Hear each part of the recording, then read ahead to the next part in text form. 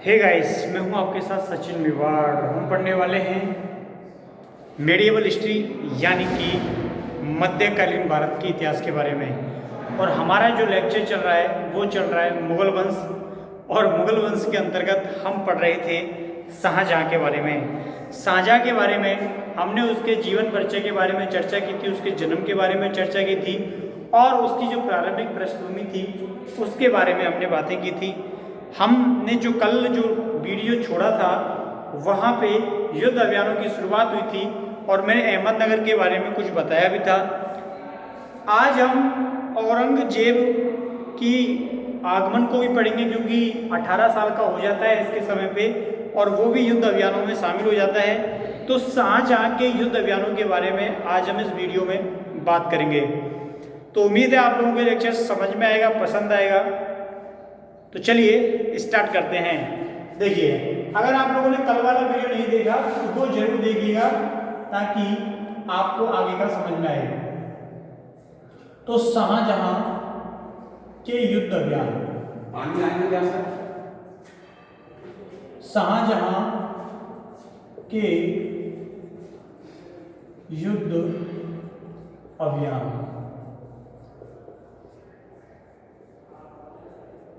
समझ में आई बात आप लोगों को। तो शाहजहाँ के युद्ध अभियानों को हम एक एक करके पढ़ेंगे कि शाहजहाँ के द्वारा किन किन क्षेत्रों पर आक्रमण किया जाता है, किन किन क्षेत्रों को विजित किया जाता है और किन किन शासकों के द्वारा इसके द्वारा संधि की जाती है। तो सबसे पहले हम कहाँ पे लेते हैं, तो मैंने कल इसकी चर्चा की थी, कहाँ, अहमदनगर। ठीक है, तो फर्स्ट पॉइंट डालते हैं अहमदनगर।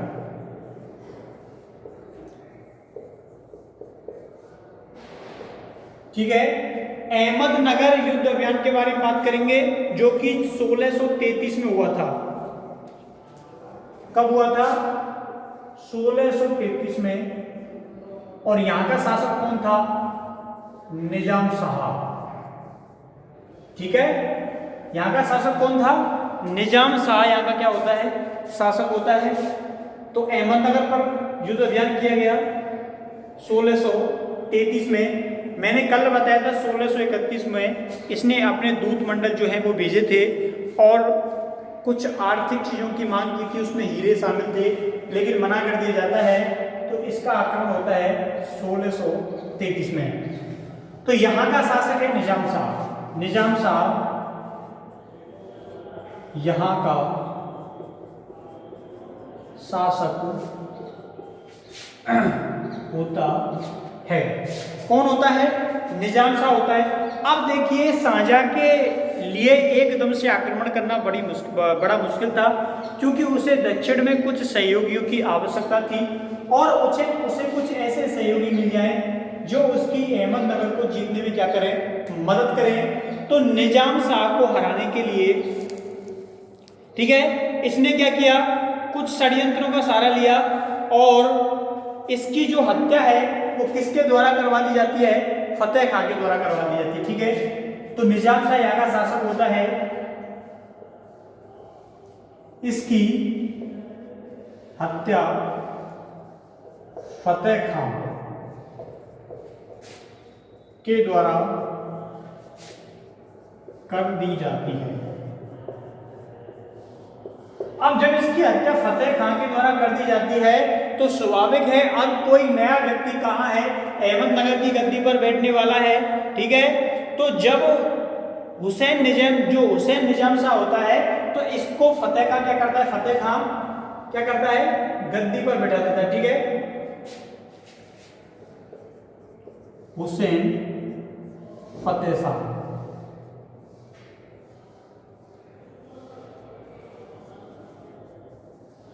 हुसैन फतेह शाह अहमदनगर का नया शासक बनता है।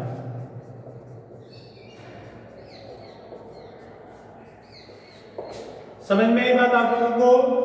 निजाम शाह की हत्या जो है वो फतेह खान के द्वारा करवा दी जाती है और नया शासक हुसैन निजाम शाह बन जाता है। अब यहां पे क्या होता है, जब हुसैन फतेह शाह जो है वो राजा बन जाता है तो ये एक दूसरे वंश के होते हैं। तो पूर्व जो शासक हुआ करते थे, जो निजाम हुआ करते थे अहमदनगर के, उनका नाम क्या था? तो उनका नाम था रायल। तो इसके द्वारा क्या किया जाता है, मैं किसकी बात कर रहा हूं? दूसरे वंश की बात कर रहा हूं। तो रायल के द्वारा, ठीक है, रायल के द्वारा शाहजहां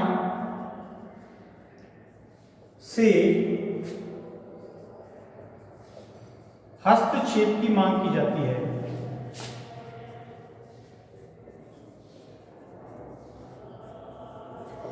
जो रायल होता है, रायल कौन होता है? पूर्व अहमदनगर का शासक था और इसके द्वारा मांग की गई थी कि जो साझा है इसमें क्या करे? दखलंदाजी करे, इसमें क्या करे?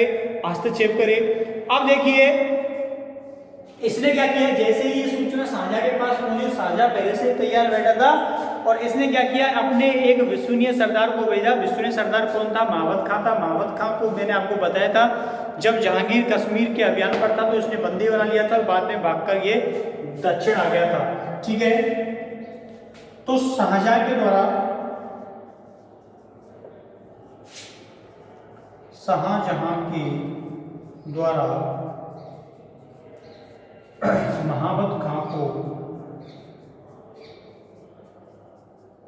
भेजा जाता है। किसको भेजा जाता है? महावत खां को।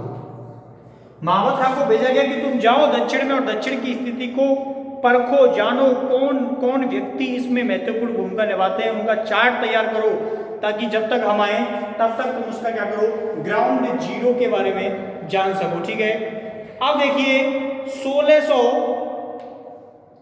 ठीक है, कब की बात कर रहा हूं मैं? 1630।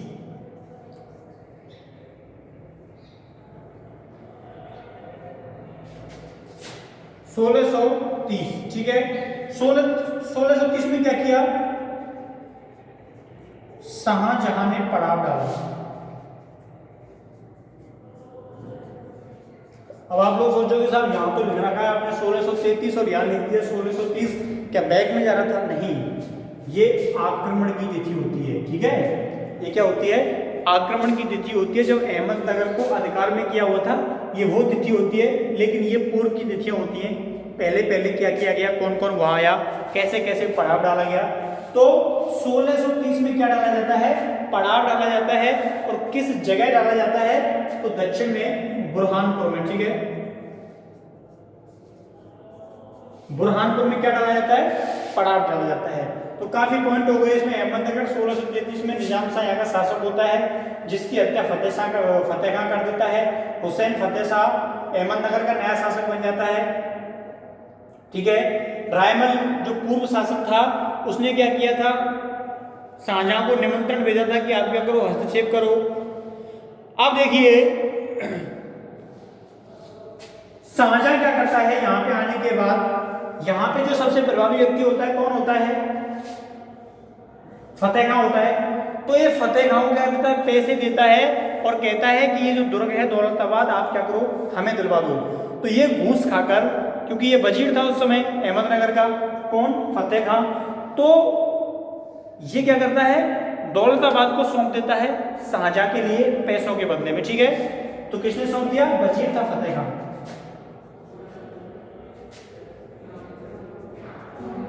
फतेह खां दौलताबाद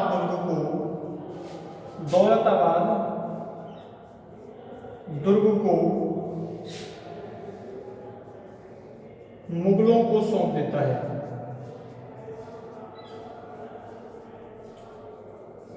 क्या करता है?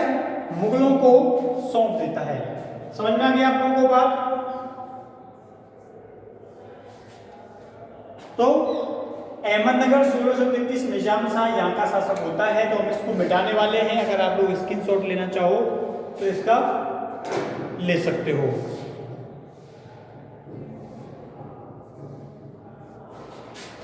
ठीक है, अब देखिए,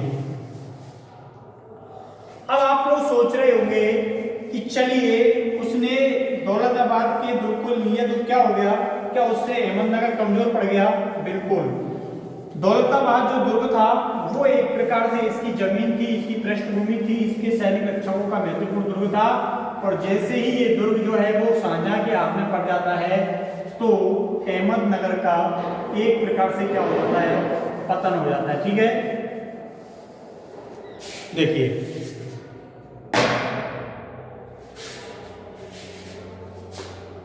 अब यहां का सुल्तान कौन था, सुल्तान निजाम शाह। ठीक है, तो सुल्तान कौन था, सुल्तान था निजाम शाह। निजाम शाह का क्या किया जाता है, निजाम शाह को बंदी बना लिया जाता है। ठीक है, निजाम शाह को क्या कर दिया जाता है, क्योंकि वजीर ही जाके मिल गया तो राजा बेचारा क्या करे, राजा बेचारा क्या करे, तो सुल्तान निजाम शाह को बंदी बना लिया जाता है। ठीक है, क्या बना लिया जाता है, बंदी बना लिया जाता है। चलिए कोई बात नहीं, बंदी बना लिया गया। तो इसको बंदी बनाने के बाद क्या होता है, बंदी बनाने के बाद क्या होता है, ग्वालियर के दुर्ग में बंद कर दिया जाता है। ठीक है, ग्वालियर के दुर्ग में बंदी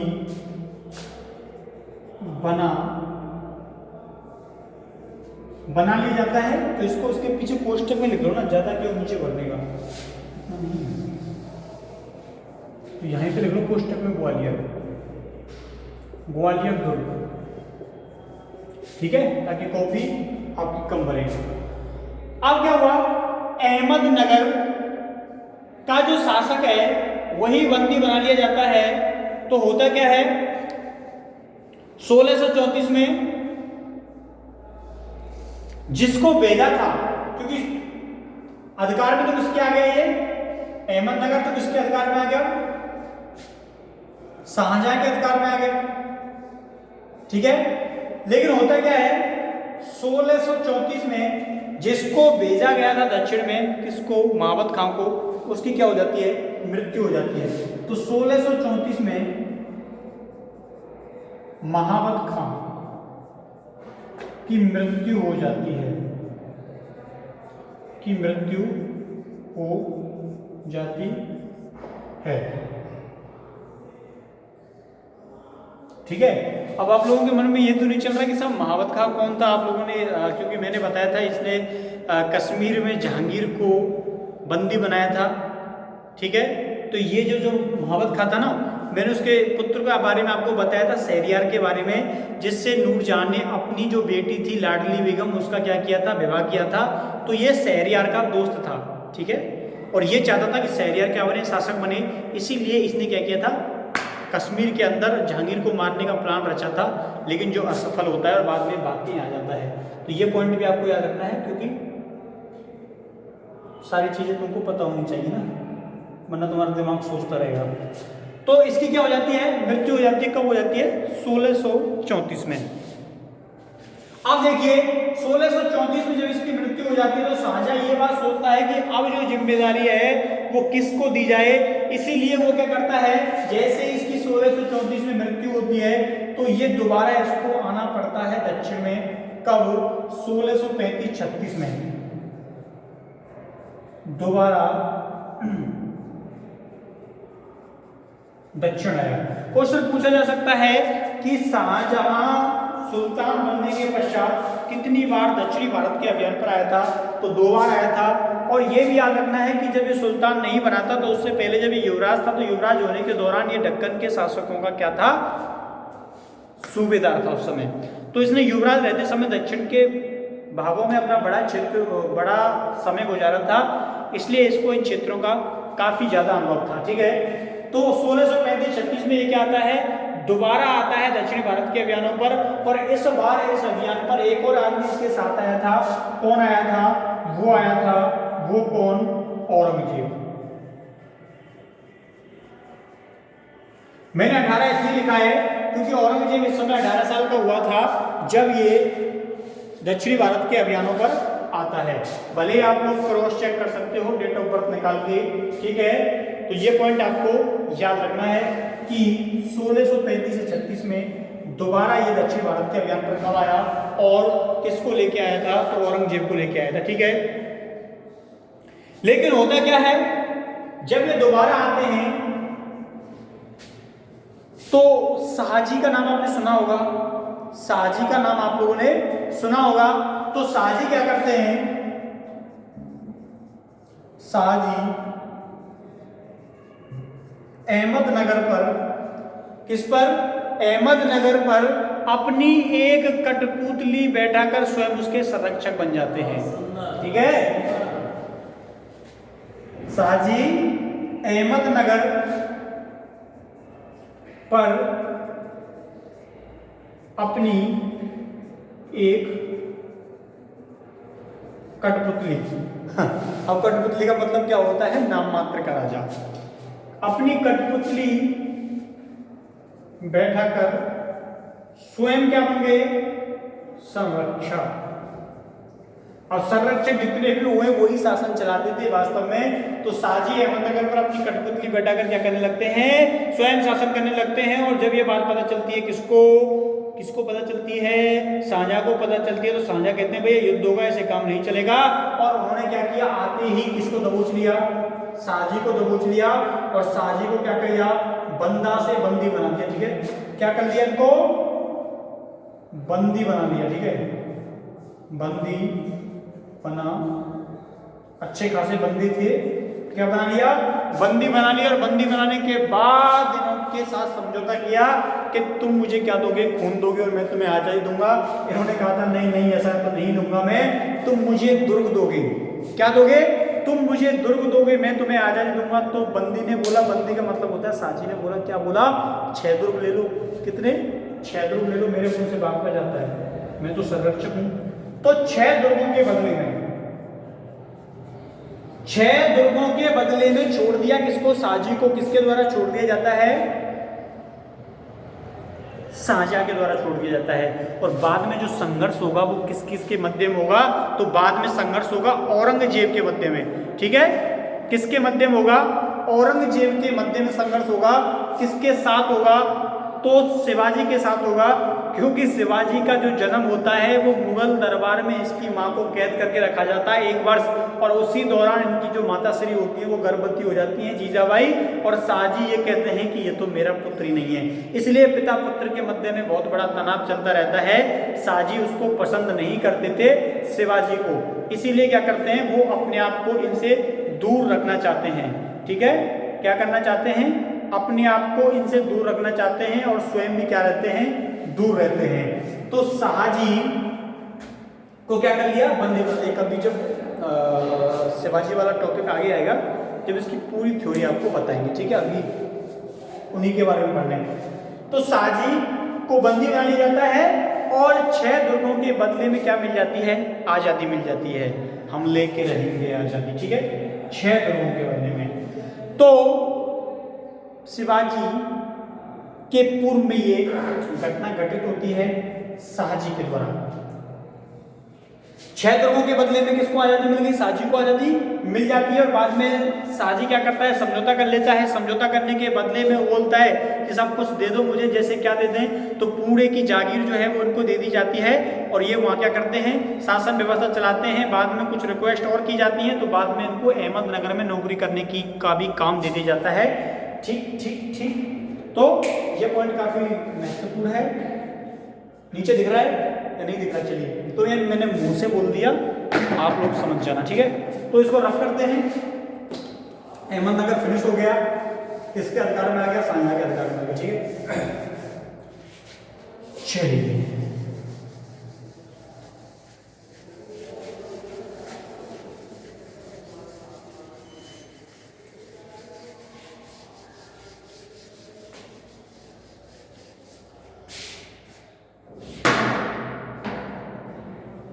अब देखिए, अब होता क्या है? अब होता यह है कि दक्षिण में केवल अब 2 शक्तियां जीवित थी।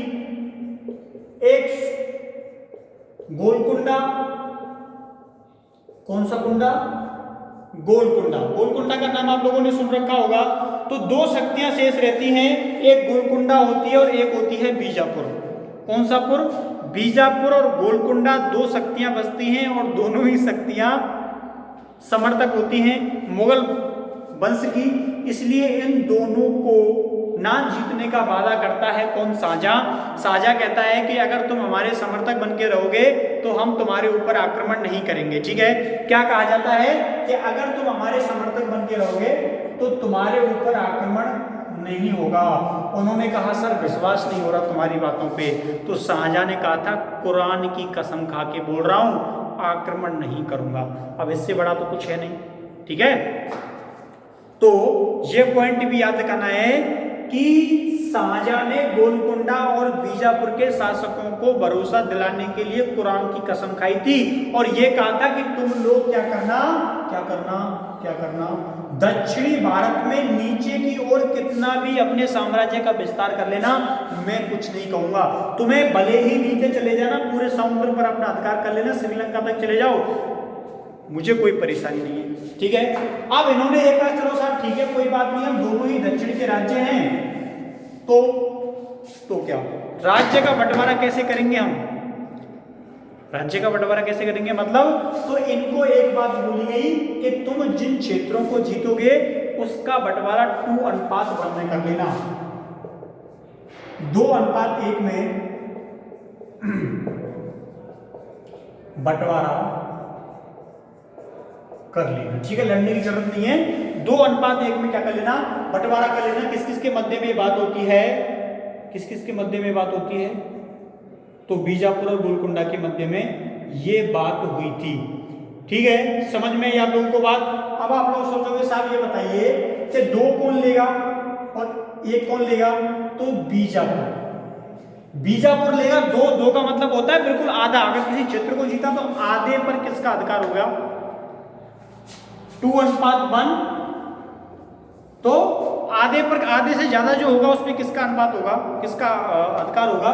तो वो होगा बीजापुर का, और गोलकुंडा का 1:1 पे होगा। ठीक है, तो ये ऐसा है। जैसे मैं समझा दूं तुम लोगों को, अगर समझ में नहीं आ रहा तो, जैसे ये कोई क्षेत्र है तो इतना क्षेत्र, ठीक है, आधे का 2 गुना क्षेत्र जो है वो किसके अधीन रहेगा? वो रहेगा बीजापुर के। तो किसके अधीन रहेगा? देखिए ये बीजापुर के अधीन रहेगा, और ये जो क्षेत्र है ना, ये जो क्षेत्र है, ये जो क्षेत्र है वो बीजापुर के अधीन होगा। तो 2:1 हो गया। क्या हो गया? 2:1 होगा। ये संधि किसके बीच में होती है? बीजापुर गोलकुंडा के मध्य में होती है। ठीक है, चलिए कोई बात नहीं। अब देखिए आगे क्या होता है। आगे ये होता है, इस शर्त के लिए जिम्मेदार व्यक्ति कौन होता है? इस शर्त के लिए जिम्मेदार व्यक्ति कौन होता है? तो औरंगजेब होता है। औरंगजेब के द्वारा ये इनको भरोसा दिलाया जाता है। ठीक, समझ में आई बात?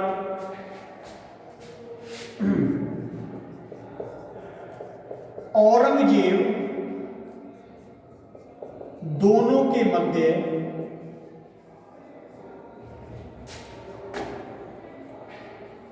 समझौता का वचन देता है।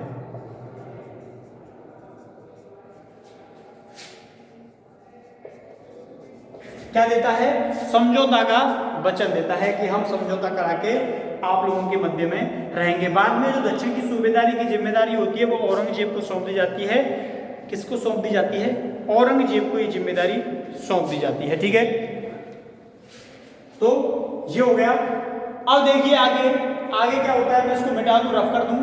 देखिए आगे, अब देखिए बीजापुर और गोलकुंडा के बीच संघर्ष की जो स्थिति है वो ना के बराबर हो जाती है, क्योंकि अब दोनों के बीच संघर्ष का कोई कारण नहीं था।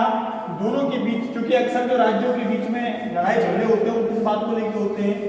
जमीन के बंटवारे को लेकर होते हैं। ठीक है, किसके बंटवारे को लेकर होते हैं? तो जमीन के बंटवारे को लेकर अक्सर होते हैं कि साम्राज्य का विस्तार कितना किया जाए, और इनके साम्राज्य का विस्तार जो है वो क्या कर दिया गया? लगभग निर्धारित कर दिया गया। चलिए कोई बात नहीं, बीजापुर गोलकुंडा ये फिनिश हो गया।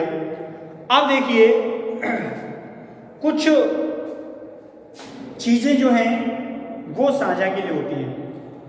शाहजहां करता क्या है?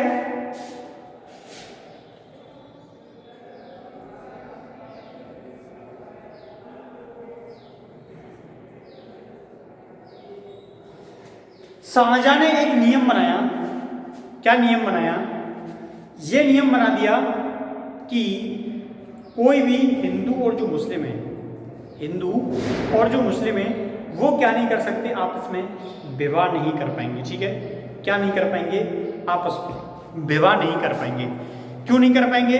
क्योंकि सबसे पहले जो इसकी आस्था होती है वो किसके विरुद्ध होती है? धर्म के विरुद्ध होती है। लेकिन कहते हैं ना कि जब कोई व्यक्ति होता है उसकी धर्म के प्रति आस्था ज़्यादा होती है, लेकिन जैसे जैसे वो व्यक्ति बड़ा होता जाता है, उसके विचार विकसित होते जाते हैं, तो वो व्यक्ति फिर क्या होता है? उदारता अपना लेता है। ठीक है, क्या अपना लेता है? उदारता अपना लेता है। जब इंसान छोटा होता है उसके विचार बिल्कुल सीमित होते हैं, तो उसकी धर्म के प्रति ज़्यादा भावनाएं होती हैं। लेकिन जैसे जैसे वो विकसित होता है, तो शुरू में शाहजहां के साथ भी बिल्कुल ऐसा था। शाहजहां ने शुरू में आदेश निकाल दिए थे कि कोई हिंदू और मुसलमान जो है वो आपस में शादी नहीं करेगा। यहाँ तक के आदेश निकाल दिए थे कि तीर्थ यात्रा कर देना पड़ेगा। यहाँ तक के आदेश निकाल दिए थे कि 1633 के बाद कोई नए मंदिर का निर्माण नहीं करेगा। यहाँ तक के आदेश निकाल दिए थे कि कोई भी हिंदू जो है वो मुसलमान जैसे कपड़े नहीं पहनेगा। तो ऐसे आदेश निकाले थे जिनसे साफ साफ पता चल रहा था कि शाहजहां जो है वो धार्मिक कट्टरपंथ रखता है। लेकिन बाद में क्या होता है, जब दारा शिकोह जो होता है, जो कौन होता है? इसका पुत्र होता है। इसके और उसकी जो मिलन भक्ति थी वो काफी समानता थी। ठीक है, शाहजहां दारा शिकोह के सर्वाधिक पास रहा करता था। दारा शिकोह इन सबसे ज्यादा शासकों में सबसे ज्यादा धार्मिक था। यहाँ तक इतना धार्मिक था कि वो गीता वेद पाठ इनको भी पढ़ा करता था। इसलिए उसको औरंगजेब क्या बोला करता था? विधर्मी बोला करता था। और दारा शिकोह जो है वो औरंगजेब को पाखंडी बोला करता था। क्या बोला करता था? पाखंडी बोला करता था। और जो शाहजहां है ये भी औरंगजेब को पाखंडी बोलता था कि ये कौन है? पाखंडी है। और औरंगजेब जो है वो दारा शिकोह को विधर्मी बोला करता था। अब देखिए, अगला जो युद्ध अभियान की जिम्मेदारी दी जाती है वो दारा शिकोह को दी जाती है। दारा शिकोह को जिम्मेदारी किसकी दी जाती है? कांधार की दी जाती है। ठीक है, अब आप लोगों ने कांधार के बारे में बिल्कुल ही अच्छी स्थिति से जान रखा होगा। ये पूरा जो क्षेत्र पड़ता था उस समय कौन सा पड़ता था? कांधार का क्षेत्र पड़ता था। ठीक है, कांधार, काबुल, सिंध। ठीक है, कांधार सुना है ना आप लोगों ने?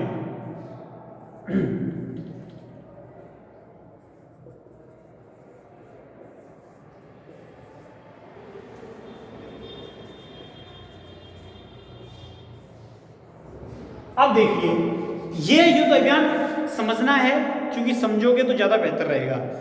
दूसरे में युद्ध अभियान के बारे में बात कर रहा हूं, लेकिन पहले थ्योरी समझ लीजिए। थ्योरी ये होती है कि भारत में आने के केवल दो ही रास्ते थे।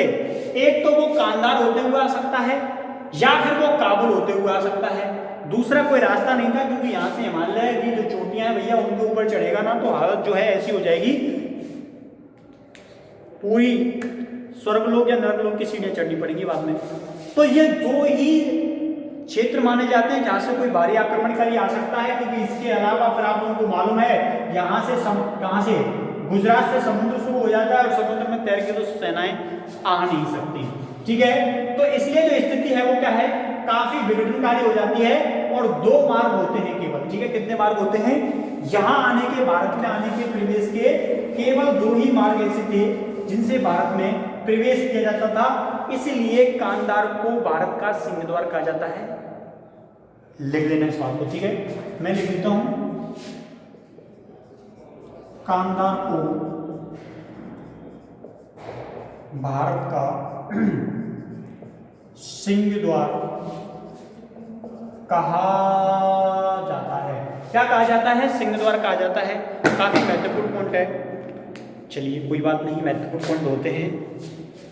तो इसीलिए इस बार जो जिम्मेदारी दी जाती है वो किसको दी जाती है? दारा शिकोह को दी जाती है। दारा शिकोह एक बात बोलता है अपने पिताश्री को। क्या बोलता है? ये बोलता है, अब मैं जो बोलूंगा वो बोलता है। ठीक है, कि मैं वो करूंगा जो आज तक किसी ने नहीं किया, और मैं कांधार को केवल कितने दिन में जीत लूंगा? 5 और 2 7 दिनों के अंदर कांधार को जीत लूंगा। ये बात दारा शिकोह के द्वारा बोली जाती है। क्या जीत पाता है? तो सबसे महत्वपूर्ण बात होती है नहीं जीत पाता। तो इसकी थ्योरी लिख लेना, दारा शिकोह बीजेपी की गवर्नमेंट जो है इसके कब्र को ढूंढने का प्रयास कर रही है। क्यों? क्योंकि इसको एक ऐसे सुल्तान के रूप में प्रसिद्ध करना चाहती है जो कि क्या था, ना ज़्यादा धार्मिक था, ना ज़्यादा कट्टर था, बीच का उदार व्यक्ति था, और इसके द्वारा गीता, वेद, उपनिषद इनका क्या किया गया था, अध्ययन किया गया था। तो बहुत आस्था थी इसकी हिंदू धर्म के प्रति। सबसे समझदार व्यक्तियों में से एक यही था। इसको बाद में औरंगजेब दिखाने लगा देता है। तो दारा सिकोह देखिए क्या कहा था, हाँ, मैं वो करूंगा जो आज तक किसी ने नहीं किया, किसी ने नहीं किया। मैं केवल, ठीक है, मैं केवल 7 दिनों के अंदर, मैं केवल 7 दिनों के अंदर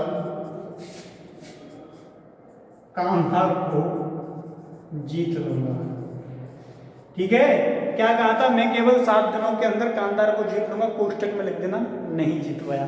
कोई पढ़ेगा तो क्या कहेगा, नहीं जीत पाया, असफल रहता है। ठीक है, होता है ना, आप लोगों को कई बार क्रोध आता है, टाइम टेबल बना लेते हो, अब तुम्हें पढ़ाई करूंगा, सब कुछ बेकार है, दुनिया सब बेकार है, सब कुछ 3-4 दिन चलता है, फिर वापस से हम नॉर्मल हो जाते हैं, भाई ठीक है। तो ऐसा ही दारा सिकोह के साथ हुआ था। मैं वो करूंगा जो आज तक किसी ने नहीं किया, मैं केवल 7 दिनों के अंदर कांधार को जीत लूंगा। ऐसी प्रतिज्ञा दारा सिकोह के द्वारा की जाती है, लेकिन ये नहीं जीत पाता। अब यहां पे देखिए क्यों जीतना चाहता था। कांधार को जीतने के पीछे वजह क्या थी, किसकी, शाहजहां की। देखिए ये जो लोग थे इनको अपनी मातृभूमि के तौर पर समझते थे। जैसे समरकंद हो गया, बल्ख हो गया, ठीक है, बल्ख शहर हो गया, इसको शहरों की जननी के रूप में जाना जाता है। इसके अलावा ये क्षेत्र जो थे मुगलों के पैतृकों के अधिकार क्षेत्र में रहे थे, और अक्सर करके मुगल अपने आप को तैमूरी बोलते थे, तैमूर के वंशज के रूप में मानते थे। तो बोलते थे हमारे पूर्वजों ने यहाँ पे शासन किया है तो हम भी शासन करेंगे। ठीक है, इसलिए इन लोगों की थोड़ी भावनाएं जो है वो जुड़ी हुई थी। खास करके सबसे ज्यादा भावनाएं जुड़ी हुई थी बाबर की। बाबर की तो हार्दिक इच्छा थी कि मैं इन क्षेत्रों को जीतूं, लेकिन जीत नहीं पाया क्योंकि वहां इनके लोगों के अच्छे अच्छे शासक क्वालिटी के बैठे हुए थे। लेकिन वो जो क्षेत्र हैं वो आर्थिक दृष्टि से संपन्न नहीं थे। ऐसा मानते हैं, नहीं ऐसा बताते हैं कि इतनी इनकम वहां से होती थी कि केवल एक अच्छा सा सरदार भी वहां नियुक्त कर दें तो उसका पेमेंट भी नहीं चुका पाते थे ये क्षेत्र। ठीक है, तो इसलिए इन क्षेत्रों का सामरिक महत्व तो था, लेकिन आर्थिक महत्व ना के बराबर था। तो इसलिए शाहजहां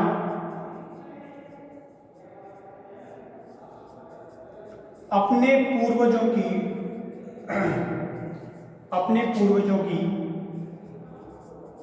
जमीनों को, रियासतों को, क्षेत्रों को, राज्यों को, जमीनों को अपने राज्य में मिलाना चाहता था। मिलाना चाहता था, देखो चाहते तो कोई क्या है, लेकिन इच्छाएं पूरी होती हैं क्या। ठीक है, तो अपने राज्य में क्या करना चाहता था, मिलाना चाहता था।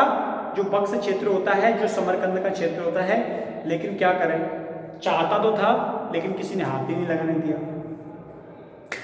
चलिए, तो शाहजहां अपने पूर्वजों की जमीनों को अपने अधिकार क्षेत्र में मिलाना चाहता था, और इसने किसको भेजा था, दारा सिकोह को भेजा था। लेकिन दारा सिकोह जो है इस अभियान पर क्या रहता है, असफल रहता है।